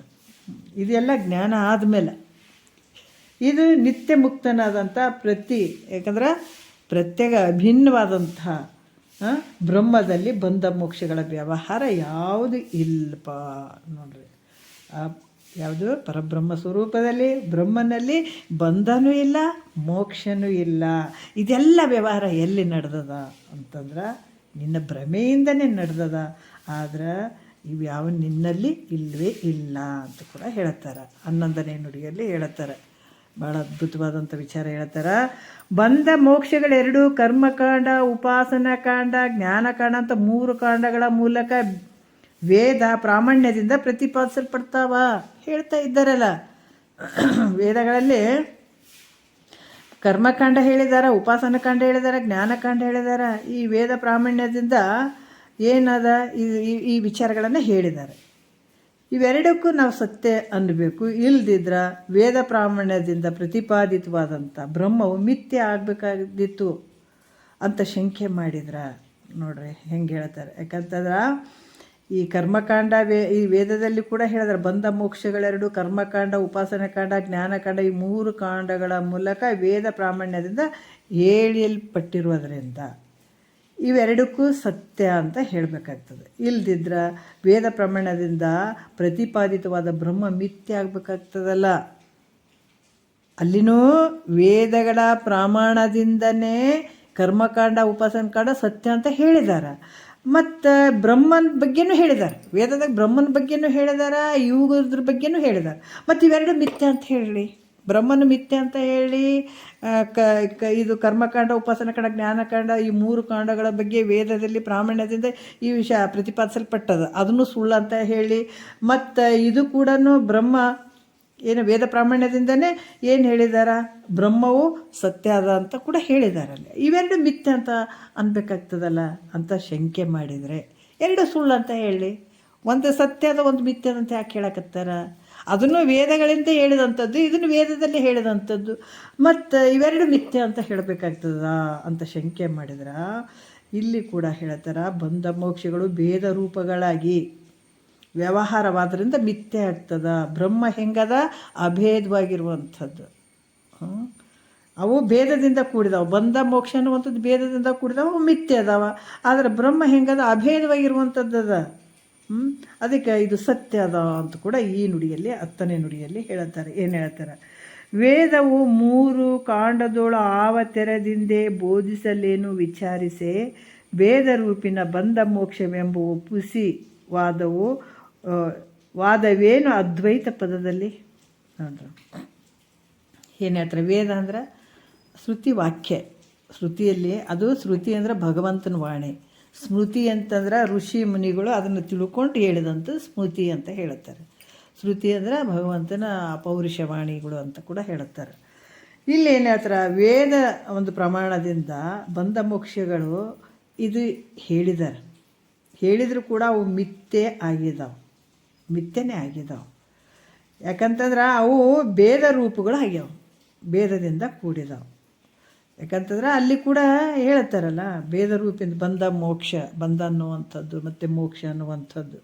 ಅದ್ವೈತ ಸ್ವರೂಪ ಬ್ರಹ್ಮವು ಹೆಂಗದ ಅಂತಂದ್ರೆ ಅಖಂಡೈಕವಾಗ್ಯದ, ಅಭೇದ ರೂಪದಿಂದ ಕೂಡ್ಯದ, ಅದು ಸತ್ಯ ಆಗ್ಯದ. ಅದಕ್ಕಾಗಿ ಇಲ್ಲಿ ಕೂಡ ಹೇಳ್ತಾರೆ ಮಾಯಾ ಮಾತ್ರವಾದಂಥ ದ್ವೈತವು ಮಿಥ್ಯೆ ಅದ. ದ್ವೈತ ಹೆಂಗದ ಮಿಥ್ಯೆ ಅಂತ. ಅದ್ವೈತ ಏಕವಾಗಿರುವಂಥದ್ದು, ಒಂದೇ ಆಗಿರುವಂಥದ್ದು, ಅಭೇದ ರೂಪದಿಂದ ಕೂಡಿದಂಥದ್ದು, ಇದು ಸತ್ಯ ಆಗಿರುವಂಥದ್ದು ಶ್ರುತಿ ಹೇಳುತ್ತದ. ಅದಕ್ಕೆ ಇಂಥ ಅಭೇದ ಅದ್ವೈತವಾದ ಪಾರಮಾರ್ಥಿಕ ತನ್ನ ನಿಜದಲ್ಲಿ ಏನು ಹೇಳ್ತಾರೆ? ವ್ಯಾವಹಾರಿಕ ಮತ್ತು ಪ್ರತಿಭಾಸಿಕ ಈ ಭೇದವು ನಿನ್ನಲ್ಲಿ ಇಲ್ಲವೇ ಇಲ್ಲ, ನಿನ್ನಲ್ಲಿಲ್ಲ. ವ್ಯವಹಾರದಲ್ಲಿ ಅದಾವ ಹೊರತಾಗಿ ನಿನ್ನ ನಿಜ ಸ್ವರೂಪದಲ್ಲಿ ವ್ಯಾವಹಾರಿಕ ಮತ್ತು ಪ್ರಾತಿಭಾಸಿಕ ಇವು ಭೇದವು ಒಂದು ಸ್ವಲ್ಪ ಕೂಡ ನಿನ್ನ ಸ್ವರೂಪದಲ್ಲಿ ಇಲ್ಲ. ಈ ರೀತಿ ಅನುಭವ ಸಿದ್ಧ. ಯಾಕಂದ್ರೆ ಈ ಕರ್ಮಕಾಂಡ, ಉಪಾಸನೆ ಕಾಂಡ ಅಲ್ಲಿ ಹೇಳಿದರೂ ಕೂಡ ನಾನಾ ರೀತಿಯಿಂದ ಇಲ್ಲಿ ಹೇಳ್ಕೊಂಡು ಬಂದಿದ್ದಾರೆ. ತಿಳಿಲಿ ಅಂತ ಹೇಳ್ಕೊಂಡು ಬಂದು ಮತ್ತೆ ನೀವು ಜ್ಞಾನಕ್ಕೆ ಬಂದಮೇಲೆ ನಿನ್ನ ಪೂರ್ತಿ ಸ್ವರೂಪಕ್ಕೆ ಬಂದಮೇಲೆ ಇವು ಯಾವುವೂ ಇಲ್ಲ. ಅದು ಅದ್ವೈತ ಏಕವಾಗಿರುವಂಥದ್ದು. ಅಲ್ಲಿ ಭಿನ್ನಕ್ಕೆ ಅವಕಾಶ ಅದ, ಭೇದಕ್ಕೆ ಅವಕಾಶ ಅದ, ಅವು ಮಿಥ್ಯೆ ಆಗ್ತಾವೆ. ಇದು ಮಾತ್ರ ಸತ್ಯ ಅನ್ನುವಂಥ ವಿಚಾರವನ್ನು ಹೇಳ್ತಾರೆ. ಇದರಲ್ಲಿ ವಾದ ಅನ್ನುವಂಥದ್ದು ಏನು ಇಲ್ಲವೇ ಇಲ್ಲ. ಇರುವಂಥ ಒಂದೇ ವಸ್ತು, ಎಲ್ಲ ಕಡೆ ತುಂಬಿರುವಂಥದ್ದು ಒಂದು ವಸ್ತು. ಅದಕ್ಕೆ ನಿನಗೆ ಭಗವಂತ ನೋಡ್ರಿ ಎಷ್ಟು ಅದ್ಭುತವಾಗಿ ಇದನ್ನು ತಿಳಿಯುವಂಥದ್ರ ಸಲುವಾಗಿ ಇಷ್ಟೆಲ್ಲ ಬರ್ಕೊಂಡು ಬರಬೇಕಾಯ್ತು. ಯಾಕಂದರೆ ಒಂದೇ ಸಲಕಲ್ಲಿ ಹೇಳಿದರೆ ಅರ್ಥ ಆಗಂಗಿಲ್ಲ ಅಂತ ಹೇಳಿಬಿಟ್ಟು ಹಲವಾರು ರೀತಿಯಿಂದ ಹೇಳ್ತಾ ಬಂದಿರುವಂಥದ್ದು ಹೊರತಾಗಿ ಕೊನೆಗೆ ಇರುವಂಥದ್ದೇನು ಪರಬ್ರಹ್ಮ ಸ್ವರೂಪ ಒಂದೇ ಇರುವಂಥದ್ದು. ಅಲ್ಲಿ ಭೇದಕ್ಕೆ ಅವಕಾಶ ಇಲ್ಲ, ಅಭೇದ ರೀತಿಯಿಂದ ಇರುವಂಥದ್ದು ಅಂತ ಹೇಳಿ ಆತ್ಮಗೆ ಬಂಧನೂ ಇಲ್ಲ, ಮೋಕ್ಷನೂ ಇಲ್ಲ, ನಿನ್ನ ಆನಂದ ಸ್ವರೂಪ ಯಾವಾಗಲೂ ಇರುವಂಥವನು, ಆನಂದ ರೂಪವಾಗಿರುವಂಥವನು ಅಂತ ಹೇಳಿ ಆತ್ಮಗೆ ಬಂದಾದಿ ನಿರಾಕರಣ ನಿರೂಪಣೆ ಸೂತ್ರ 9ಕ್ಕೆ ಪದ 64 ಅಂತ ಹೇಳಿ ಇವಾಗ ಇನ್ನೊಂಚೂರು ನೋಡಿಬಿಡೋಣ. ಯಾಕಂದರೆ ಈ ಮೊದಲಿನ ಅದರಲ್ಲಿ ಸೂತ್ರಗಳಲ್ಲಿ ಭ್ರಾಂತಿ ಅನಿರ್ವಚನೀಯ ಅಂತ ಹೇಳ್ತಾರೆ. ಕರ್ತೃತ್ವ, ಭೋಕ್ತೃತ್ವ, ಕುಲ, ಗೋತ್ರ, ಜಾತಿ, ಇಲ್ಲಿ ವರ್ಣಾಶ್ರಮ, ಬಂಧ, ಮೋಕ್ಷಾದಿ ರೂಪದಿಂದ ಅನೇಕ ವಿಧವಾಗಿದೆ. ಹಿಂದಿನ ಸೂತ್ರಗಳಲ್ಲಿ ಹಲವಾರು ರೀತಿಯಿಂದ ಹೇಳಿದರು. ಈಗ ಈ ಸೂತ್ರದಲ್ಲಿ ಹೇಳ್ತಾರೆ ಭ್ರಮೆಗಳಿಂದ ಕೂಡಿರುವಂಥದ್ದು ಜಗತ್ತು. ಈ ಭ್ರಮೆಗಳಿಂದ ಕೂಡಿದಂಥದ್ದು ಯಾವುದು? ಈ ಜಗತ್ತು. ಈ ದೃಶ್ಯವಾದಂತಹ ಈ ನಾಮರೂಪಾತ್ಮಕ ಜಗತ್ತಾದರೂ ಕೂಡ ಭ್ರಮೆನೇ ಆಗ್ಯದ ಭಾಳಷ್ಟು. ಅದಕ್ಕೆ ಇದು ಆಳವಾಗಿ ನಾವು ಚಿಂತನೆ ಮಾಡಬೇಕು. ಕೇಳಿ ಬಿಡುವಂಥದ್ದಲ್ಲ, ಇದು ಚಿಂತನೆ ಮಾಡುವಂಥದ್ದು, ಚಿಂತೆ ಅಲ್ಲ. ಇದು ಆರೋಗ್ಯಕರವಾದಂಥ ಚಿಂತನೆ. ಈ ಜಗತ್ತು ನೋಡ್ರಿ ನಿನ್ನೊಳಗೆ ನೀನು ನೋಡಿದಾಗ ಈ ಜಗತ್ತು ತೋರ್ತದಂದ್ರೆ ಜಗತ್ತು ನಿನ್ನ ಬಿಟ್ಟು ಕಡಾಕಿಲ್ಲ, ಇದು ನಿನ್ನೊಳಗೆ ತೋರ್ತದೆ ಇದು ಜಗತ್ತು. ಅದಕ್ಕೆ ಯಥಾದೃಷ್ಟಿ ತಥಾಸೃಷ್ಟಿ ಅಂತ ಹೇಳ್ತಾರೆ. ನಿನಗೆ ಭಾಳಷ್ಟು ಜನ ಇದ್ದಾರೆ, ಒಬ್ಬೊಬ್ರಿಗೆ ಒಂದೊಂದು ಥರ ಜಗತ್ತು ಕಾಣಿಸ್ತದೆ. ಒಬ್ರಿಗೆ ದುಃಖಮಯವಾಗಿ ತೋರ್ತದೆ, ಒಬ್ರಿಗೆ ಸುಖಮಯವಾಗಿ ತೋರ್ತದೆ, ಒಬ್ಬರು ಆನಂದವಾಗಿ ತೋರ್ತದೆ, ಒಬ್ರಿಗೆ ಪರಬ್ರಹ್ಮ ಸ್ವರೂಪವಾಗಿ ತೋರ್ತದೆ, ಶಿವಮಯ ಆಗಿ ತೋರ್ತದೆ, ನಾನಾ ರೀತಿಯಿಂದ ತೋರ್ತದೆ. ಯಾಕಂದರೆ ಅವರವರ ಒಂದು ಭಾವನೆಗಳಿಂದ. ಅದಕ್ಕೆ ಈ ಜಗತ್ತು ಎಲ್ಲಿ ತೋರ್ತಂದ್ರೆ ನಿನ್ನ ಭಾವನೆಯ ಮೂಲಕ ತೋರ್ತದೆ, ನಿನ್ನಲ್ಲೇ ತೋರ್ತದೆ. ಅದಕ್ಕೆ ಇದು ದೃಶ್ಯಮಾನವಾದಂಥ ನಾಮರೂಪಾತ್ಮಕ ಕೂಡಿದಂಥ ಈ ಜಗತ್ತಾದ್ರೂ ಭ್ರಮೆಯಾಗ್ಯದ. ಮತ್ತು ಸತ್ಯ ಇರಬೇಕಾದ್ರೆ ನಿನ್ನೊಳಗೆ ನೋಡ್ರಿ, ನಿನ್ನೊಳಗೆ ಜಾಗ್ರ ಸ್ವಪ್ನ ನಿನ್ನಲ್ಲೇ ನಡೀತಾವಿಲ್ಲ ಇವೆಲ್ಲ ಕೆಲಸಗಳು. ಜಗತ್ತು ನಿದ್ರೆಯಲ್ಲಿ ಏನಾದರೂ ತೋರ್ಯದೇನೋ? ಸ್ವಪ್ನದಲ್ಲಿ ಬೇರೆ ಸೃಷ್ಟಿ ಆಯಿತು ಜಗತ್ತು, ಅಲ್ಲಿ ಒಂದು ವ್ಯವಹಾರ ಮಾಡ್ತೀವಿ. ನಂತರ ನಿದ್ರಕ್ಕೆ ಹೋದಾಗ ಅಲ್ಲಿ ಯಾವ ಜಗತ್ತೈತಿ? ಯಾವುದೂ ಇಲ್ಲ. ಆದ್ರೆ ಒಂದು ಕಾಲದಲ್ಲಿ ತೋರಿ ಇನ್ನೆರಡು ಕಾಲದಲ್ಲಿ ಯಾವ್ದು ತೋರಂಗಿಲ್ಲ, ಅದೆಲ್ಲ ಮಿಥ್ಯೆನೇ. ನಾವು ಮಾಡುವಂಥದ್ದು ಎಲ್ಲ ಮಿಥ್ಯೆ. ನೋಡ್ರಿ ಎಷ್ಟು ದಮ್. ಅದಕ್ಕೆ ಭವಸಾಗರ ಅಂತ ಹೇಳ್ಯಾರ ಅವರು. ಯಾಕಂದ್ರೆ ಸಾಗರದಾಗ ಬಿದ್ದುಬಿಟ್ಟಿವಿ ನಾವು, ಭವಸಾಗರದಾಗ ಬಿದ್ದುಬಿಟ್ಟಿವಿ. ಕಾಲು ಬಡಿಲಾರ್ದ ದಮ್ಮಗಟ್ಟಿ ಅಲ್ಲೇ ಸಾಯಕತ್ತೀವಿ ನಾವು. ಜನ್ಮಾಂತರದಲ್ಲಿ ಇದೇ ಹಣೆ ಬರಾಗ್ಯದ. ನಾವು ಚೆನ್ನಾಗಿ ನಮ್ಗೆ ಈಜಕ್ಕೆ ಬರೋವಲ್ದು, ದಡ ಸೇರೋಕ್ಕೂ ಬರೋವಲ್ದು. ಯಾಕಂದ್ರೆ ಹುಟ್ಟಿನಿಂದ ಸಾಯೋರಿಗೆ ಏನು ಆಯುಷ್ಯ ಇರ್ತದೆ, ಅಲ್ಲಿ ತನಕ ದಮ್ಮಗಟ್ಟಿ ಬಿಡ್ತದೆ. ಇದೇ ಥರ 84 ಲಕ್ಷ ಜೀವರಾಶಿಯಿಂದ ದಮ್ಮಗಟ್ಕೊಂತೆ ಬಂದದ್ದು. ಇದಕ್ಕೆ ಭವಸಾಗರ ಅಂತ ಹೇಳಿದ್ದಾರೆ ಅವರು. ಇದನ್ನು ಯಾಕಂತಂದ್ರೆ ಇದಕ್ಕೆ ಹೇಳ್ತಾರೆ, ಈ ನಾಮರೂಪಾತ್ಮಕವಾದಂಥ ಈ ಜಗತ್ತಾದರೂ ಕೂಡ ಹೆಂಗದಂತಂದ್ರೆ ಇದು ಭ್ರಮೆಯಿಂದ ಕೂಡ್ಯದ. ಇದು ಇಲ್ಲಿ ದಾಟಬೇಕು ಅಂತಂದ್ರೆ ಬಿದ್ದು ಬಿಟ್ಟಿದ್ದೀವಿ ಈಗ. ಇದನ್ನು ತಿಳ್ಕೊಂಡು ಆ ಒಂದು ದಂಡೆ ಸೇರ್ಬೇಕಂತಂದ್ರೆ ಈ ಸದ್ಗುರು ವಾಕ್ಯನೇ ಭಾಳ ಮುಖ್ಯ ಆಗ್ತಾವ. ಇದ್ದದ್ರಲ್ಲಿ ಹೌದು, ಹೌದ್ರಲ್ಲಿ ಅಲ್ಲ ಅಂದ್ಕೊಂಡು ಇಲ್ಲಿ ದುಃಖದಿಂದ ಕೂಡಿದೆ ಜೀವಾತ್ಮ. ಅದಕ್ಕೆ ಇಲ್ಲಿ ಕೂಡ ಹೇಳ್ತಾರೆ, ಜಗತ್ತಾದರೂ ಹೆಂಗದಂದ್ರೆ ಭ್ರಮೆಯಿಂದನೇ ಆಗಿರುವಂಥದ್ದು. ಇದು ಯಾವಾಗ ನಮ್ಗೆ ಅರಿವಿಗೆ ಬರ್ತದಂತಂದ್ರೆ ಯಾವಾಗ ಜ್ಞಾನ ಆಗ್ತದೆ ಅವಾಗ ಇವೆಲ್ಲ ಸುಳ್ಳು ಅಂತ ಆಗ್ತದೆ. ಅದಕ್ಕೆ ಬ್ರಹ್ಮನಿಷ್ಠತ್ವ ಅಂದರೆ ಏನಂದ್ರೆ, ಕೆಲವ್ರು ಹೇಳ್ತಾರೆ ಈ ಕಣ್ಣು ತೆಗೆದಿರ್ತಾರಂತ, ಕಣ್ಣು ತೆಗೆದಿರ್ತಾರಲ್ಲ, ತೆಗೆದಾಗ ಈ ಜಗತ್ತೇ ಕಾಣಂಗಿಲ್ಲ ನೋಡ್ರಿ. ಜಗತ್ತು ಕಾಣೋದೇ ಇಲ್ಲ, ಆ ಒಂದು ಸ್ಥಿತಿಗೆ ಬಂದುಬಿಡ್ತದೆ. ಅಷ್ಟು ಸಾಮಾನ್ಯ ಅಲ್ಲ ಇದು ಜ್ಞಾನ ಅನ್ನುವಂಥದ್ದು. ಯಾವಾಗ ಅಂದರೆ ಅದು ಎಚ್ಚರಿಕೆ ಸ್ಥಿತಿ, ಜ್ಞಾನಾವಸ್ಥೆಗೆ ಬಂದಾಗ ಆ ರೀತಿ ಆಗುವಂಥದ್ದು. ಅಲ್ಲಿಯೇ ಮಠ, ಆ ಜ್ಞಾನ ಆಗುವ ಮಠ ಈ ಜಗತ್ತು ಸತ್ಯ ಅನ್ನುವಂಥದ್ದೇ ಆಗ್ತದೆ. ಯಾವಾಗ ಗುರು ಮುಖಾಂತರ ನಾವು ಪ್ರತಿನಿತ್ಯ ಇದು ಬಟ್ ಒಂದು ದಿವಸ ಕೇಳಿ 2 ದಿವಸ ಬಿಡ್ತೀವಿ ಅನ್ನುವಂಥದ್ದಲ್ಲ. ಶರೀರಕ್ಕೆ ಒಂದು ದಿವಸ ಊಟ ಬಿಟ್ಟು ಒಂದು ದಿವಸ ಏನಂದ್ರೆ, ಈಗ ಊಟ ಮಾಡಿವ್ರಿ, ಇಷ್ಟು ದಿವಸ ಊಟ ಮಾಡಿರಿ, ಒಂದು 4 ದಿವಸ ಊಟ ಬಿಡಮಂತ ಬಿಡ್ತೀವಿ ನೋಡೋಣ. ಆಗಿಬಿಡ್ತದೆ ಶರೀರ, ಚೆನ್ನಾಗಿ ಸತ್ತು ಹೋಗ್ಬಿಡ್ತದೆ. ಅದ್ರಂಗೆ ಒಂದು ದಿವಸ ಕೇಳಿ ಒಂದು 4 ದಿವಸ 5 ದಿವಸ ಬಿಡ್ತೀವ್ರಿ ಅಥವಾ 8 ದಿವಸ ಬಿಡ್ತೀವ್ರಿ, ನಮ್ಮ ಕೆಲಸ ಅದಾವ್ರಿ ಅಂದ್ರೆ ಇದು ಹೆಂಗೆ ಬೆಳೀತದೆ? ಇದು ಬೆಳಿಲಿಕ್ಕೆ ಸಾಧ್ಯ ಇಲ್ಲ. ಯಾವಾಗ ಈ ಶರೀರಕ್ಕೆ ನಾವು ಪ್ರತಿನಿತ್ಯ ಒಂದು ಕ್ಷಣ ಬಿಡಂಗಿಲ್ಲ, ಹಂಗೆ ತಿಂತಾನೆ ಇರ್ತೀವಿ, ಇದಕ್ಕೆ ಹಾಕ್ತಾನೆ ಇರ್ತೀವಿ. ಅದು ಹಾಕಿದಾಗ ಯಾವ ರೀತಿ ಆಗುತ್ತದೆ, ಅದೇ ರೀತಿ ಪ್ರತಿನಿತ್ಯ ನಾವು ಇದು ಕೇಳ್ತಾ ಕೇಳ್ತಾ ಕೇಳ್ತಾ ಇದ್ದಾಗ ಅಜ್ಞಾನ ಅನ್ನುವಂಥದ್ದು ಅಲ್ಲಿ ನಿವೃತ್ತಿ ಆಗಬೇಕಾದಾಗ ಇದು ಪ್ರತಿನಿತ್ಯ ಬಡಿಬೇಕು. ಯಾಕಂದ್ರೆ ಇದು ಮನಸ್ಸು ಭ್ರಮೆ ಅನ್ನುವಂಥದ್ದು ಸಾಮಾನ್ಯ ಅಲ್ಲ, ಇದು ಚೆನ್ನಾಗಿ ಕೂತ್ಕೊಂಡದು. ಅದಕ್ಕೆ ತಾತವ್ರು ಹೇಳ್ತಿದ್ರು, ಇದು ಜಂಗ್ ತಿಂತದ್ರಿ, ಈ ಮನಸ್ಸು ಅನ್ನುವಂಥದ್ದು ಜಂಗ್ ಆಗ್ಯದ. ಈ ಜಂಗ್ ಹೋಗ್ಬೇಕಾಗಿತ್ತಂದ್ರೆ ಸಾಮಾನ್ಯ ಇದು ಸೀಮೆ ಎಣ್ಣೆ ಅದು ಇದು ಹಾಕಿದ್ರು ಹೋಗಂಗಿಲ್ಲ, ಇದಕ್ಕೆ ಪೆಟ್ರೋಲ್ ಹಾಕಿ ತಿಕ್ಕಬೇಕಂತಿದ್ರು, ಹಂಗಾಗುವಂಥದ್ದು.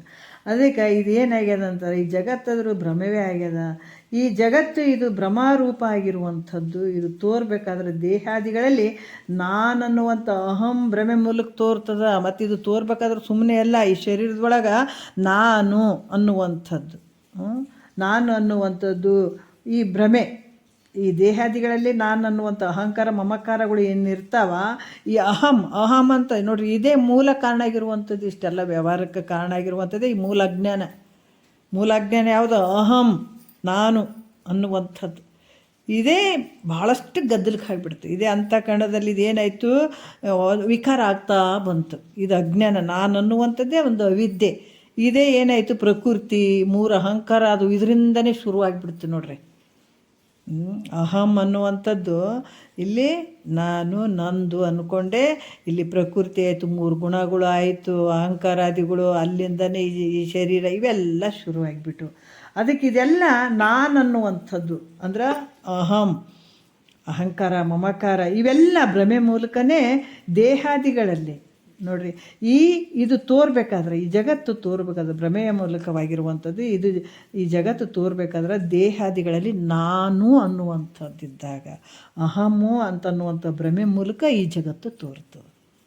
ಯಾವಾಗ ಅದಕ್ಕೆ ಮೂಲ ಬೇರನ್ನು ಕಡ್ದು ಹಾಕಿಬಿಟ್ರೆ ಅವರು, ಈ ಜಗತ್ತು ನಾನು ಅನ್ನುವಂಥದ್ದು ತೆಗೆದ ಮೊದಲು ಇದನ್ನು ಅಹಂ ಅನ್ನುವಂಥದ್ದು ಅಳದು ಬಿಟ್ರೆ ಅವರು.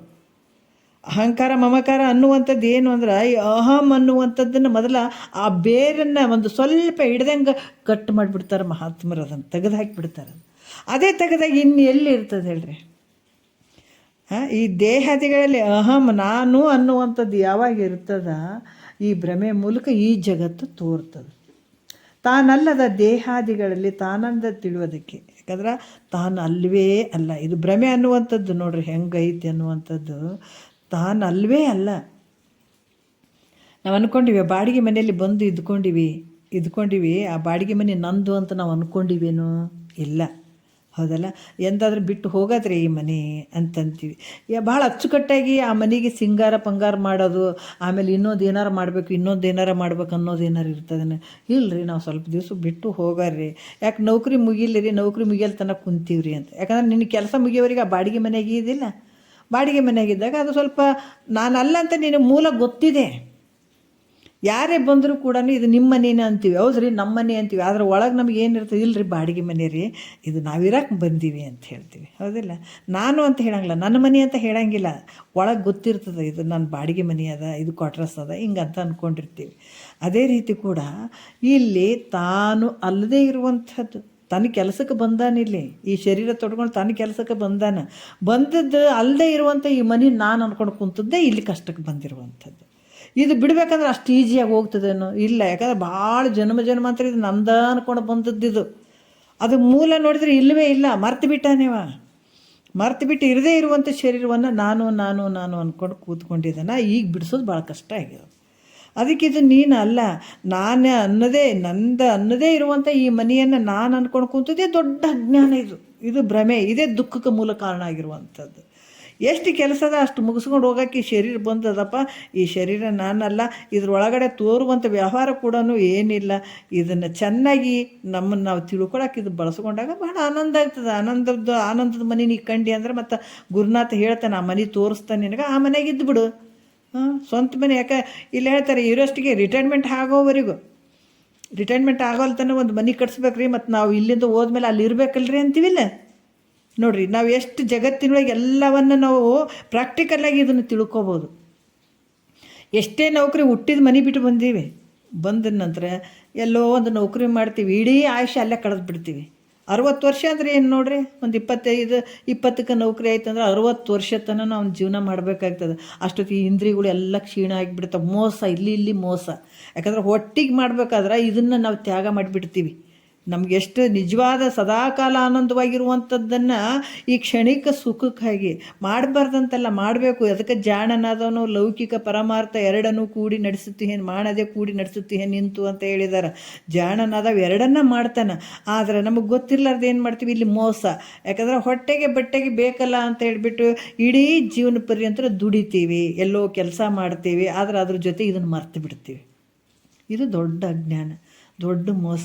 ಅಲ್ಲಿವರೆಗೆ ಶರೀರ ಇರ್ತದೆ ಅನ್ರಿ, ಮಾಡಿದ ಅಡಿಗೆ ಎಷ್ಟೊತ್ತಿರ್ತದೆ, ಸ್ವಲ್ಪ ಹೊತ್ತಿರ್ತದೆ. ಮುಂಜಾನೆ ಭಾಳ ಫ್ರೆಶ್ ಇರ್ತದೆ, ಮಧ್ಯಾಹ್ನಕ್ಕೆ ಒಂದು ಸ್ವಲ್ಪ ಪರವಾಗಿಲ್ಲ, ಸಂಜೆ ಆದಂಗೆ ಕೆಡ್ತದಿಲ್ಲ. 60 ವರ್ಷಕ್ಕೆ ಏನು ಇರ್ತಾವೆ ಹೇಳಿ, ಇಂದ್ರಿಯಗಳು ಎಲ್ಲ ಕ್ಷೀಣ ಆಗ್ತಾ ಬರ್ತಾ ಇದ್ದಾವೆ. ಇಷ್ಟು ದಿವಸ ಕೊಟ್ಟದ್ದನ್ನು ಅನ್ಯಾಯವಾಗಿ ಎಲ್ಲದಕ್ಕೆ ಯಾವುದಕ್ಕೆ ಕಳ್ಕೊಂಡು ಬಿಟ್ಟಾಗ ಆವಾಗ ಮತ್ತೆ ಏನು ಯೋಚನೆ ಮಾಡ್ತಾನೆ ಅವಾಗ, ಇಲ್ಲ ಇಷ್ಟು ದಿವಸ ದುಡ್ದಿದ್ದೀವಿ, ಆ ದುಡ್ಡು ಸ್ವಲ್ಪ ಇಟ್ಟು ನಂತರ ನಾವು ಸ್ವಂತ ಮನೆ ಮಾಡ್ಕೊಂಡಿವಿ ಅಂದ್ರೆ ಇಲ್ಲಿಂದ ರಿಟೈರ್ಮೆಂಟ್ ಆದಮೇಲೆ ಆ ಮನೆಗೆ ಹೋಗಿರ್ತೀವಿ, ಅನಂತವಾಗಿ ಇರ್ಬೋದಲ್ಲ ಅಂತ ಕನಸು ಕಾಣ್ತಾನಿಲ್ಲ. ಅದೇ ರೀತಿ ಕೂಡ ಈ ಶರೀರಕ್ಕೆ ಬಂದದಿದೆ, ಜೀವ ಬಂದದ, ಈ ಶರೀರದಲ್ಲಿ ಕೆಲಸ ಮಾಡಿಕೊಂಡು ಇನ್ನೊಂದು ತನ್ನ ಸ್ವಂತ ಮನೆಯನ್ನು ಕಾಣಬೇಕಾಗ್ಯದ. ಮರ್ತಿದ್ದಾನೆ, ಇದೇ ಸ್ವಂತ ಮನೆ, ಆದ್ರೆ ಅದನ್ನು ಮರ್ತಿದ್ದಾನೆ. ಆ ಸ್ವಂತ ಮನೆಗೆ ಹೋಗಿರ್ಬೇಕಲ್ಲ, ಆ ಮನೆ ಮಾಡ್ಕೋಬೇಕಲ್ಲ, ಹೋಗಿರ್ಬೇಕಲ್ಲ ನೀನು. ಹೋಗಿರ್ಬೇಕಾದಾಗ ಇಲ್ಲಿ ಒಬ್ಬ ಇಂಜಿನಿಯರ್ ಬೇಕು. ನಿಮ್ಮ ಮನೆ ಡೈಗ್ರಾಮ್ ಹಾಕಿದ್ದು ಮನೆ ನೋಡಿ, ಹಿಂಗೆ ಮಾಡಿದ್ರೆ ಹಿಂಗೆ ಮಾಡಿದ್ರೆ ಹಿಂಗೆ ಸದ್ಗುರುನಾಥ ಅದಾನ, ಅದನ್ನು ಕೇಳಿಕೊಂಡು ಆ ಮನೆಯನ್ನು ನೀನು ಕಂಡ್ಕೊತಿದ್ದೆ ಆದ್ರೆ ಈ ಮನೆ ಯಾವ ಲೆಕ್ಕಕ್ಕಿಲ್ಲ. ಇದನ್ನು ಬಿಟ್ಟು ಹೋಗೋದೇ ಇದೆ ಒಂದಲ್ದು ಒಂದು ಸಲ. ಇದು ಯಾವುದು ಸುಖ ಕೊಡುವಂಥದ್ದಲ್ಲ ಇದು ಒಂದಲ್ದು ಒಂದು ಸಲ ನಿನ್ನ ಹಿಡಿದು ಹೊರಗೆ ಹಾಕೋದೇ ಇದು. ಅದಕ್ಕೆ ನೀನು ನಿನ್ನದೇ ಅನ್ನುವಂಥ ಒಂದು ಸ್ವಂತ ಮನೆಯನ್ನು ಕಾಣಬೇಕಾದ್ರೆ, ನಾವು ಆ ಭಗವಂತನ ಕಾಣಬೇಕಾದ್ರೆ ಆ ಗುರು ಮುಖಾಂತರ ನಾವು ಇದನ್ನೆಲ್ಲ ತಿಳ್ಕೊಂಡಾಗ ಅಂಥ ಮನೆಯನ್ನು ಕಾಣೋಕ್ಕೆ ಸಾಧ್ಯ ಅದ. ಅದಕ್ಕೆ ಇರದೇ ಇರುವಂಥದ್ದು, ಕ್ಷಣಿಕವಾಗಿರುವಂಥದ್ದು ಇದು ಒಂದಲ್ದು ಒಂದು ಸಲ ನಿನ್ನ ಬಿಸಾಕೋದೇ ಇದು. ಎಲ್ಲಿ ಪಂಚಭೂತದಿಂದ ಆದಂಥದ್ದು ಪಂಚಭೂತಗಳಿಗೆ ಸೇರಿ ಬಿಡ್ತದೆ. ಆಕಾಶಕ್ಕೆ ಸೇರ್ತದೆ, ವಾಯುವಿಗೆ ಸೇರ್ತದೆ, ಅಗ್ನಿಗೆ ಸೇರ್ತದೆ, ಜಲಕ್ಕೆ ಸೇರ್ತದೆ, ಪೃಥ್ವಿಗೆ ಸೇರ್ತದೆ. ನಿಂದನ್ನುವಂಥದ್ದು ಏನೂ ಇಲ್ಲ. ಇರದೇ ಇರುವಂಥದ್ದು ನಾನು ಅಂತ ಕುಂತಿಯಲ್ಲ, ಇದು ಭ್ರಮೆ, ಇದು ದೊಡ್ಡ ಭ್ರಮೆ. ಇದಕ್ಕೆ ಅಧ್ಯಾಸ ಅಂತ ಕೂಡ ಹೇಳ್ತಾರೆ. ಅದಕ್ಕೆ ಈ ಅಧ್ಯಾಸವನ್ನು ಏನು ಹೇಳ್ತಾರೆ, ಈ ಮಿಥ್ಯ ಅಧ್ಯಾಸ, ಸತ್ಯ ಅಧ್ಯಾಸ, ಇತರ ಅಧ್ಯಾಸ ಅಂತ 4 ಅಧ್ಯಾಸಗಳು ಅದಾವೆ ಮನುಷ್ಯನಿಗೆ. ಈ ಅಧ್ಯಾಸಗಳ ಬಗ್ಗೆ ಮುಂದೆ ನೋಡೋಣ. ಈ ಅಧ್ಯಾಸಗಳು 4 ರೀತಿಯಿಂದ ಅದಾವೆ. ಮಿಥ್ಯ ಅಧ್ಯಾಸ, ಸತ್ಯ ಅಧ್ಯಾಸ, ಇತರ ಅಧ್ಯಾಸ ಅನ್ನುವಂಥದ್ದನ್ನು. ಅವು ಹೆಂಗೆ ಅದಾವೆ ನಮ್ಮೊಳಗೆ ಅಧ್ಯಾಸಗಳು, ಈ ಭ್ರಮೆಗಳು ಹೆಂಗೆ ಅದಾವೆ ಅನ್ನುವಂಥದ್ದನ್ನು ನಾಳೆ ನೋಡೋಣ. ಒಂದೆರಡು ಮಾತು ಗುರುಗಳ ಪಾದಕ್ಕೆ ಅರ್ಪಿಸಿ ಹರವು.